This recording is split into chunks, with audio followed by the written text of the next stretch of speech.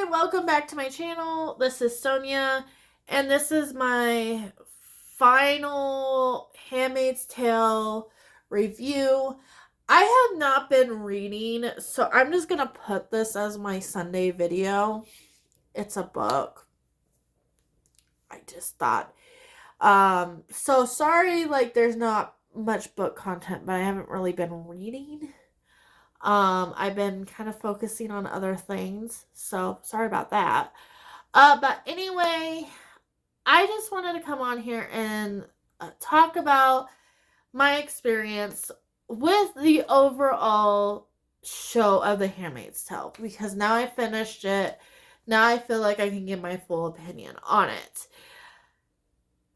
Now, I am one of those people that I am definitely. The book's ending hit. And it hits really, really well. If you've read other dystopians, a lot of them end in like this very ambiguous ending where you don't know what happens to the characters. And it works for a dystopian. Like it's one of the few pieces of like storytelling that you can actually get away with it and it works. Now, what I think the showrunners really wanted to show is this downfall of Gilead and how it affects everybody involved. So you see them trying to make a location called New Bethlehem, which is, oh, by the way, there's so many spoilers. I do apologize. I don't like that. Spoilers up the yin yang for the whole show. So this is not something, unless you're just like, I'm not interested, like I watched the first season, I'm good, which I don't blame you. But if you're like still wanting to watch it, please like come back later. Anyways, spoilers. New Bethlehem. Yeah, and as much as I think Nick and Lawrence really wanted New Bethlehem to work, it was never going to work. You can't have the handmaids with the wives and they don't have that dynamic. Like, it just does not work.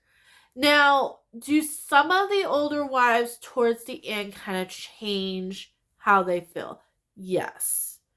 By the end, you have Serena, like, really change a chord, and so is that other wife that marries Lawrence that I didn't really care about through the whole show, but she's in there. I don't even remember her name. But you see that change. And you see that they're seeing that it's not safe anymore. It's not safe in Gilead anymore. Like it was ever safe. Like, these people are ridiculous. The ones that, like, we're not seeing it, like, the whole time. That it's really not a place to raise a child. Like, it's really not a place to want to grow old at. Like, anything like that. It's like... But I can kind of understand where they're coming from because there was this big, huge fear of, like, we're going to go extinct as a species. What do we do? And letting people have free will, you get the whole, like, well, I don't want to have children. Why should I? And if that's half of society, well, sometimes you have to go for extreme circumstances. So you have that ideal and the dehumanization of, like, all of these women. But the cycle doesn't break until you find somebody that breaks the cycle. And I think the symbolism of June doing that, changing everybody's mind, like, it's so interesting how Aunt Lydia changes how she sees things, especially in the last season with her following Janine everywhere and everything and seeing like what really happened to her. Like, Janine is such like an underrated character because you have the powerhouse, which is June. You have Moira, that is like kind of another powerhouse. And I can't remember what Alexis Bendel's character is. She comes back at the end and I cried. I don't remember what her character's name was. Um, but she was like another, like, she has that scene in the car. So Janine is just considered like this crazy unscrewed woman that just like loses all mental capacity to understand what's going on in her universe. Um and all she wants is her child back that she lost. Um and I think that is such an important thing when you're looking at, sorry,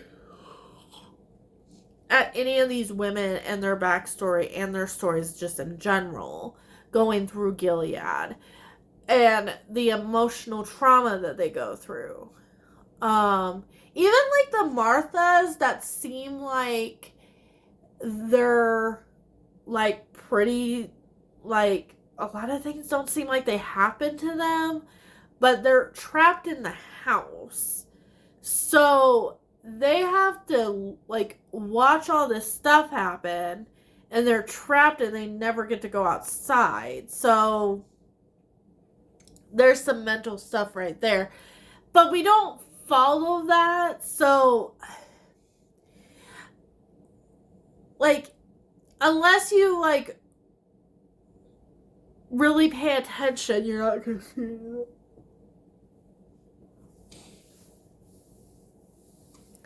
And then like they get their name, like there's definitely this rebellious like behavior in the last season that I was like cheering and everything. Like, it kind of made me forget that I was not all for the season because I really wasn't. Like, this didn't need to happen. Like, we didn't need to see this or that.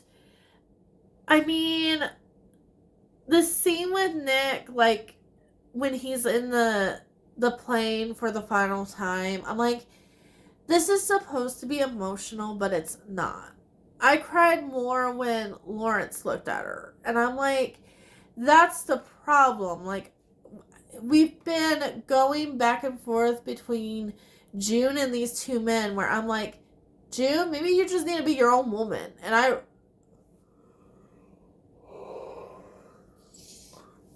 sorry about that. And I would love her. And that's what I kind of think like it probably ends up being.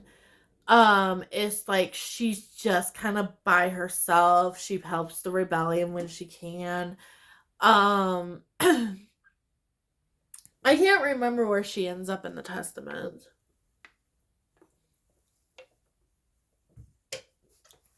But like the scene with her mother, like all the scenes with her mother really hit. But that was the thing. It was like the whole concept of, you know, this woman's been fighting for like 6 seasons and she still didn't get the full payoff because she's still kind of where she started with one kid still in Gilead that she needs to save. The other one is safe for as far as we know by the end. Like, she's with grandma, and then I don't want to spoil it because the Testaments is going to be a show. But you know, she seems like baby Nicole seems really, really safe So I don't know what happens there. Um, so, and then we have Serena, which we really didn't get all the answers for. Like, to me, there was never going to be an ending. Either you don't build up all these characters, like, if you finished at the first season, just had June, like, trying to escape, and then that was a question mark, that would have been fine.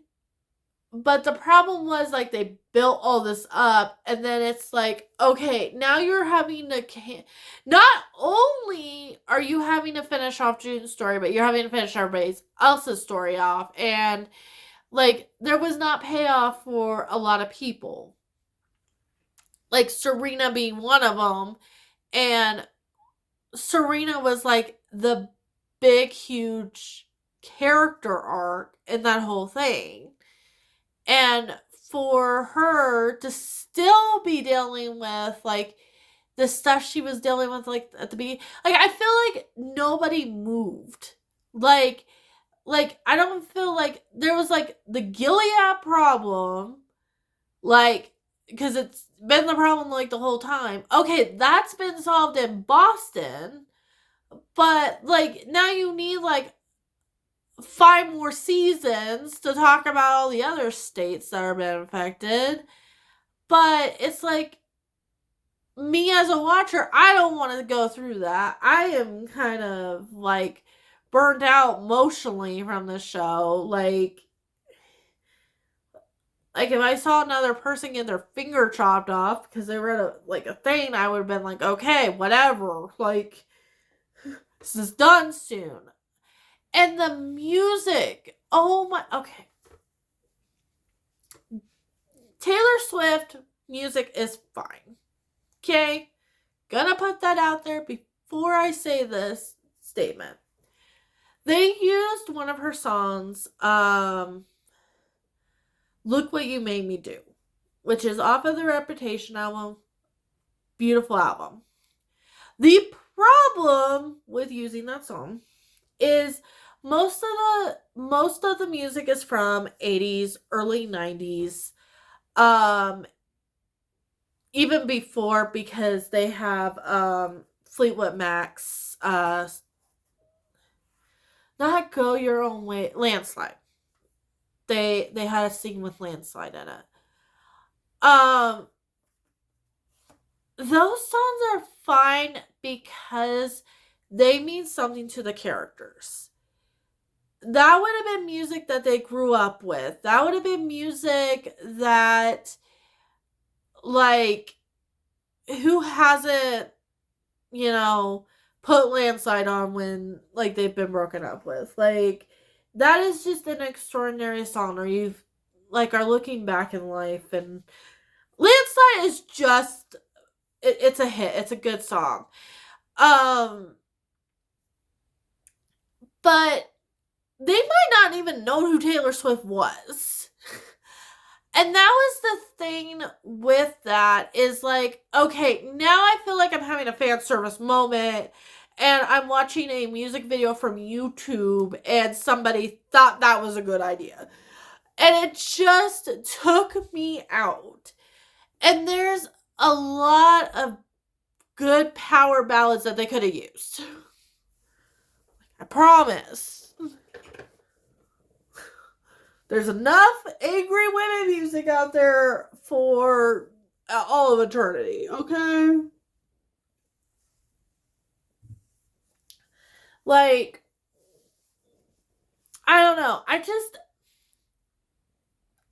like they could have used something else, something that the and that's the thing about the music of this show, is it's really about the relatability of the characters. Now, see, I try to think of really what the time frame is, and there's a scene very early on where June finally, like, it's her first escape. Like, she escapes like 500 times, or almost escapes like 500 times. Um, and she's watching, I think, like Friends or something. Like, so obviously, like, if she's there, like, I'm thinking like 90s, early 2000s. So if that's really the entertainment that we're looking at, Taylor Swift didn't exist. And like they're talking, there's a random thing where they're talking about how hot Rihanna is. And I'm like, do you even, like, it just felt so out of place. Like, there's they use Lana Del Rey, but her music to me is so like 1950s coded, where it works even though it's somebody from a modern day of age. But because her sound is like that, I give it a pass. They use Kate Bush. Perfect. That's around the time period that they would, like, I was like, did you forget? Like, my comparison is last season of Game of Thrones felt a lot like this too.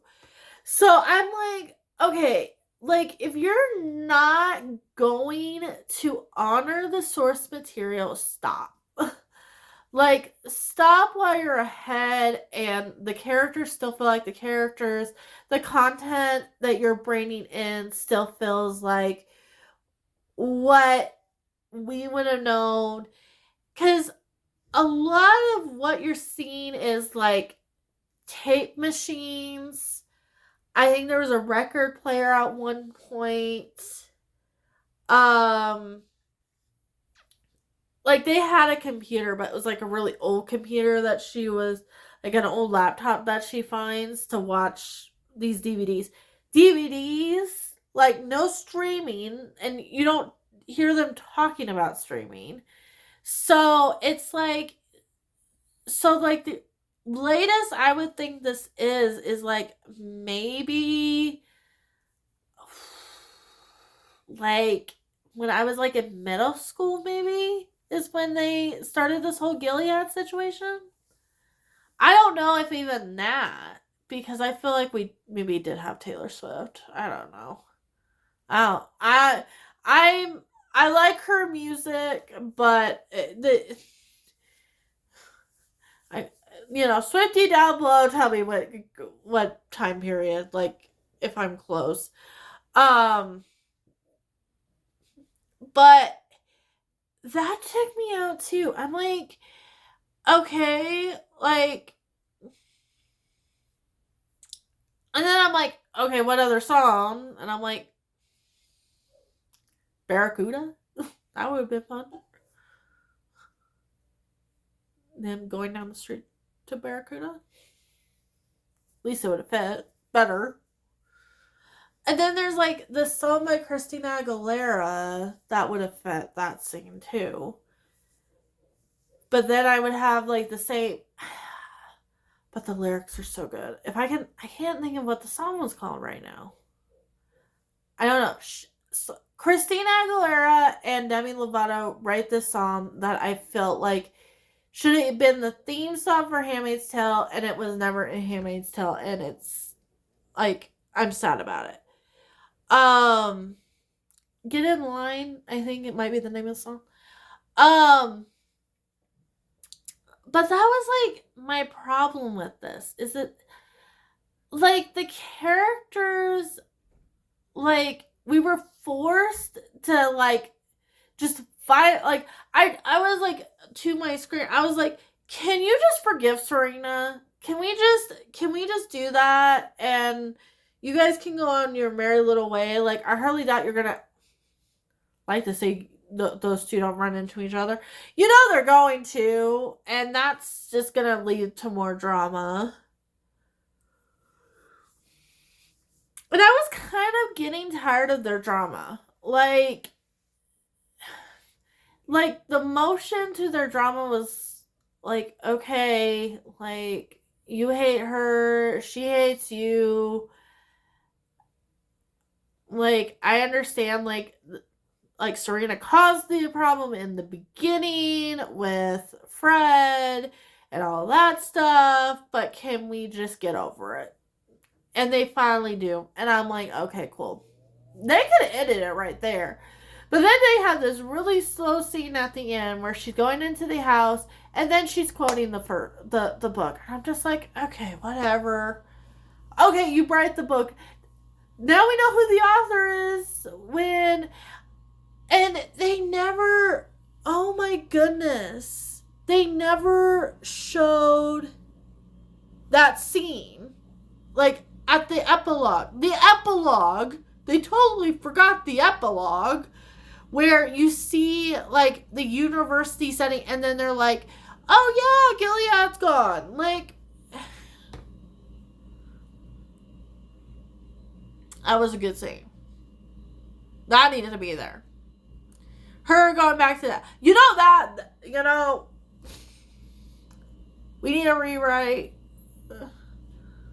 We need a petition, a rewrite here, guys. I'm just like, unless they're gonna wait to do that during the Testaments, because then it's like really the ending, maybe. Because like I heard something recently that kind of bugged me was like Margaret Atwood wrote the Testaments because she didn't like the direction of the TV show, and I'm like, okay. Then I don't know what to tell you. And then she writes the Testaments. Oh, cool. We get to now go through the Testaments. Which, one day I might review that book on here and talk about why I don't think it should exist. It's pretty much the same reasons why I don't really think the TV show should have gone as long as it did. But I don't know, guys. Like, if I was to rate this show, like, in general, I would probably give it, like, a 7.5 out of 10. Like, there's some really powerful scenes. And the acting is phenomenal. Like, I give those actors, like, full kudos every time they're on the screen. Because all of them, like, nobody holds back. But it did not need to be that long. The music team, I don't know what was going on with that. I'll give it a pass. I'll be mad about it, but I'll give it a pass. But I'm just like, it's sad because the first season I gave a 10 out of 10. And like, that's even with reading the book. So, for it to go so down is not really impressive. But either way, thank you so much for sticking with me for this longer video. Like and subscribe. I am really hoping to read more in general. I'm not going to do a wrap up. I've only read like maybe 2 books. And those are in shorts if you're curious.